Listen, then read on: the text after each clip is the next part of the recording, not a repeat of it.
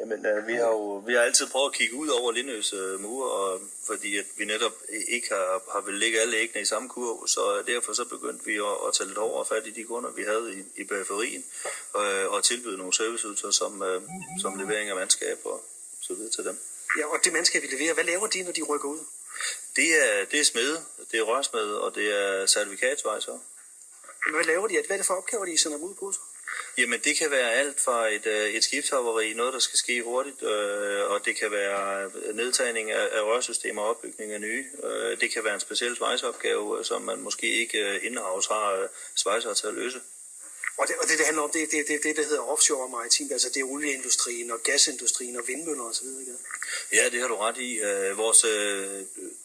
Hovedparten af vores kunder er jo leverandører til olie- og gasindustrien. Det er vi også selv, og det er primært den vej, det går for os. Jamen, hvordan kan I så, altså, jeg ved, I har en database, og er det den der forklaring på, at I sådan, når de ringer og så siger, at vi skal lige bruge folk, så kan I rykke ud med folk, den der database der? Det har helt klart været positivt for vores vækst, at vi har kunne levere mandskab hurtigt, fordi at de ting her, som vi kan gå ud og lave, er, at vi kan stille med kvalificeret mandskab til næste dags opgaver. Og det har virket rigtig godt, at vi har fået lavet en CV-database, hvor folk er mere end velkommen til at uploade deres certifikater og deres kundskaber, og så vil de få besked fra os, når vi søger på lige præcis deres fagområde. Og det, der sker, det er, så når der kommer sådan en opgave, så går I bare ind og ser, hvad der er ledige folk og kontakt med dem. Det er selvfølgelig klart, at vi har nogle udvælgelseskriterier, og mange har også været igennem en kundskabstest her på værkstedet efterfølgende, inden at vi sender dem ud, fordi at, det er klart, at vi kan ikke sende folk ud i verden, vi ikke kender. Så derfor så starter man her, eller i nærheden af værkstedet, hvor vi kan følge med i, hvordan folk de løser de givne opgaver, og derefter, så har vi heldigvis været så heldige, at nogen har kunnet lide at være her, og der er en 40-50 stykker, der hænger ved, der er her fast nu, og vi kan sende rundt i hele verden. Ja, for de kommer rundt i hele verden. Hvor er I henne lige nu, eller hvor har I haft folk hentet inden for de sidste par måneder?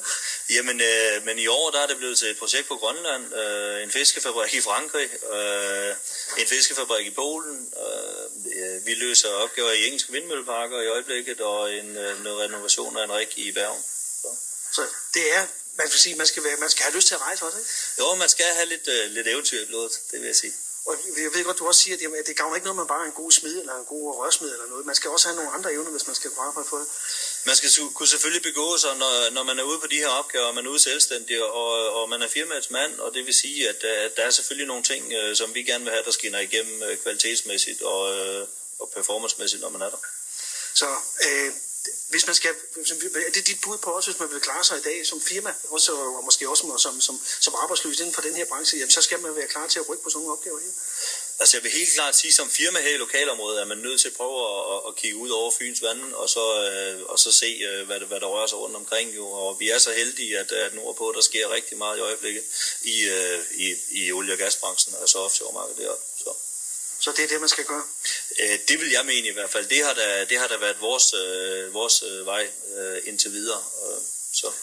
Ja, så er det jo så på torsdag, skal vi sige, at den fynske vinder af den her entreprenørskarriere kåres bliver jer.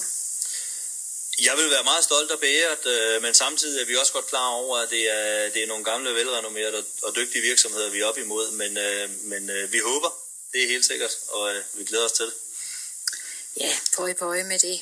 Men det er der noget sådan at have tredoblet omsætningen fra 10 til 27 millioner bare på et år og have ansat 20 nye medarbejdere.